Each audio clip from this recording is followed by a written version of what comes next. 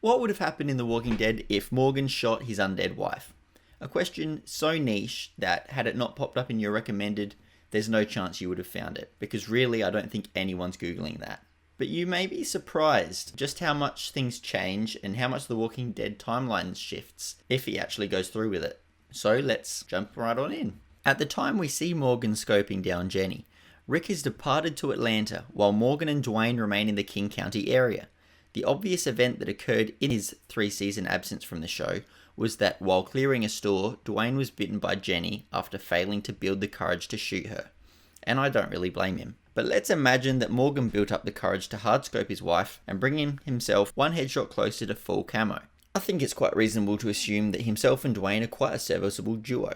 Besides Duane's lack of zombie identification skills, which he can be excused for as we're only a month in, the pair's only real weakness is their inability to kill Jenny. Take her out of the equation and I can see the two surviving a decent stint into the apocalypse.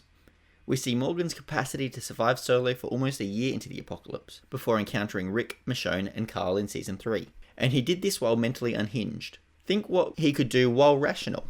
Notably, the 3 significant disadvantages to having Duane survive would be Morgan's hospitality to other survivors could hurt him, as his murderous instinct developed after Duane's death. He needs to be accountable for another survivor, and the duo will be using twice the resources in surviving day to day. 3 advantages, however, could be Morgan's revised purpose to train Duane rather than to clear. He has improved mental health and less PTSD, and also he's got backup. Morgan demonstrated an elite ability to design traps, which is extremely valuable in the new world, especially while hunting or protecting your safe space. Duane has some learning to do, but with Morgan as an example, Duane's upside is similar to Carl's development like Rick, Clementine's development like Lee, and Judith's development also. So Jenny's defeated and Duane survives. Where do we go from here?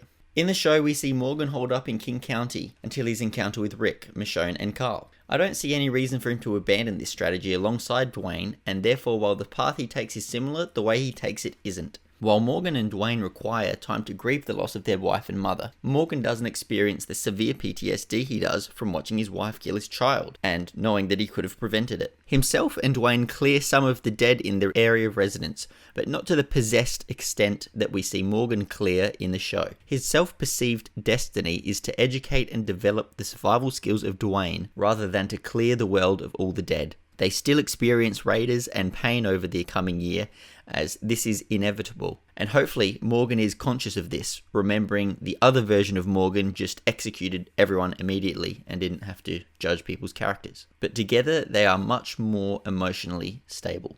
Still on a collision course with Rick, Michonne and Carl, a year passes. Duane is much better suited to survival. As Rick and co wander through their town, Morgan identifies him through his scope. It takes time for the two to redevelop that trust, given they lost contact, but they soon reconnect and Morgan escorts them through his traps to safety. Carl and Duane get along very well, as both efficient and resourceful survivors and the minimal amount of kids around in the present. Carl thanks Duane and Morgan for saving his father a year prior. Pleasantries and pastimes aside, Rick insists that he needs some weapons and offers a place at the prison to Morgan and Duane. The choice Morgan faces is to either remain where they are and continue surviving alone, which means no dependence on others, but also it's quite lonely, or to join Rick's group, which is a reinforced community with companionship, but they're also walking into a war. Definitely let me know what you would choose if you were Morgan in the comments. In the show, he elects not to join Rick as he doesn't want to see any people die after his traumatic experience with his wife and son. In this alternate timeline, I believe Morgan makes the other choice. The impending war is a huge deterrent for any adult wanting to protect their child, but is their apartment block really any safer? The prison comes with huge walls, sustainable food and companionship, and more important than anything, Morgan wants to give his son something to live for. With the additional persuasion of Duane, who wants to be friends with other kids like Carl, they set off with Rick and all their gear. This decision prevents Morgan from encountering Eastman later down the line.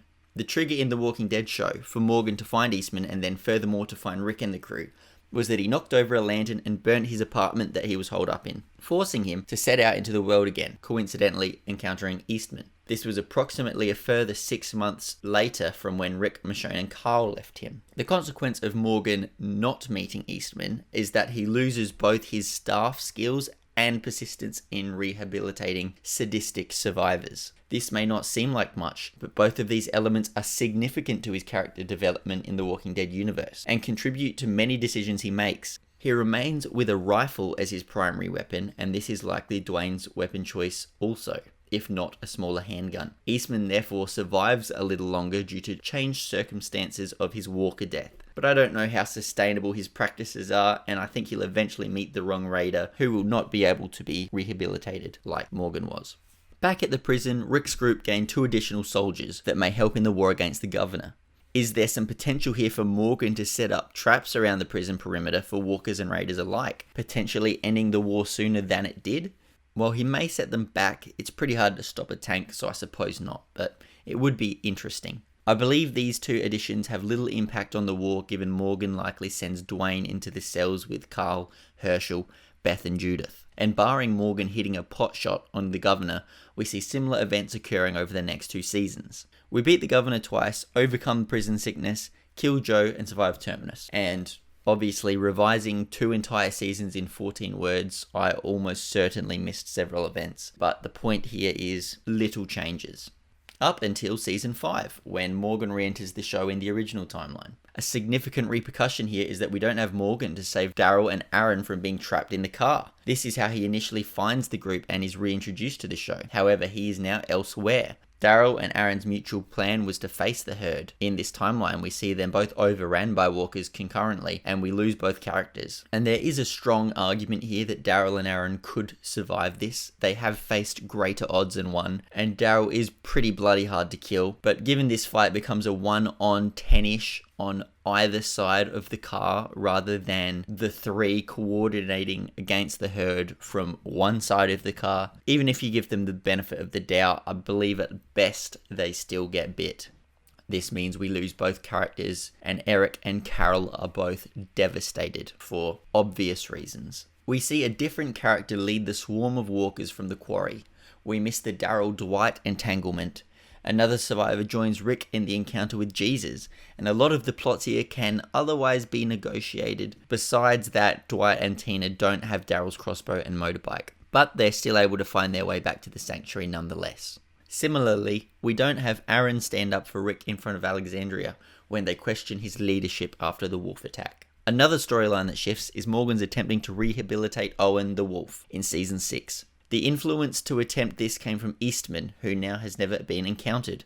Originally, Eastman caused Morgan's character to develop in complete contradiction with Rick. We see Morgan develop from a kill all life mentality to an all life can be saved mentality. However, over the same period, we see Rick develop from an all life can be saved mentality to a kill all life to save our people. In this new timeline, I can see Morgan developing parallel to Rick. Both begin optimistic, but adjust to the cruel world around them. This means Owen dies immediately this time. Skip to the season 6 finale and we see Negan capturing the group, lining them up for a beating. Morgan and Duane potentially take Aaron and Daryl's place in the lineup, depending on how prior events unfold. Negan promptly brains Abraham, but there's no Daryl to resist the attack. And in an odd turn of events, we actually now see Glenn survive into season 7 as he isn't punished for Daryl's actions. Glenn is given the opportunity to father his child with Maggie. No one takes Daryl's place being taken hostage back to the Savior's camp, as this was a mere punishment for acting out. With Glenn back in the picture, Maggie doesn't develop the depression and grief that were pivotal to her character over the coming season. Could she accept Negan sooner if they win the war, given he hasn't murdered her husband? Does she still develop into the badass we see her evolve into in the show? After this point in the show, we see a viewership decline in The Walking Dead. So, having saved fan favourite Glenn, does this maintain the viewership and ratings for the show? Well, probably not, because Daryl is lost in his place and has an even bigger fan base than Glenn. And as we enter into the war against Negan, the alternate timeline tree continues to bloom. We have no Daryl and Aaron to help fight Negan, which is significant, mainly for the Daryl aspect. We have Glenn and Duane to help fight Negan, which could be interesting, And we have Morgan as a completely different fighter with a completely different mindset. Additionally, future events unfolding with Glenn and Duane could prevent Morgan's pending date with Fear the Walking Dead 2, causing their universe to shift. Dwight is an outcast by Daryl after the war and will therefore miss his Fear the Walking Dead cameo too. Our cast changes, while small, have a significant impact. Sniper, Morgan, Duane, and Glenn are part of the crew as opposed to Staff, Morgan, Daryl, and Aaron. Do we still overcome the saviors with these differences? Could Duane save Carl's doomed fate later down the road? Could Morgan save Rick? Are there any characters that die in Daryl's absence or that survive in Glenn's presence? All of these changes occur because Morgan was unable to pull the trigger and kill his undead wife. Let me know in the comments what you think would take place from here, and also if you want a continuation of this video to dive further into the following seasons with our updated cast. Please like and subscribe for more videos like this, and hey, why don't you check out what would have happened if Rick didn't start The Walking Dead in a coma? Cheers.